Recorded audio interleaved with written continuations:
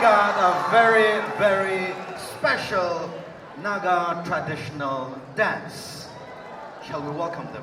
Yes, we must welcome them with a huge round of applause. Nagaland, known as the land of festivals, is a tapestry of vibrant tribes, each with their own music, dance, and traditions. Tonight, we bring you a glimpse of this living heritage through a cultural performance. As the stage comes alive, you will first hear the powerful war cry, a call once used by Naga warriors to summon courage, unity, and strength. It echoes through the hills and valleys of Nagaland, reminding us of the fearless spirit of our ancestors.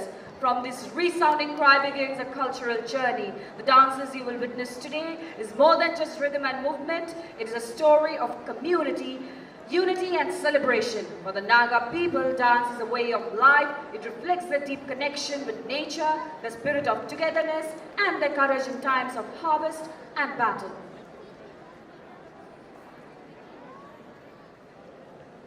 Join us in celebrating this rich culture as the stage comes alive with colors and sounds of Nagaland.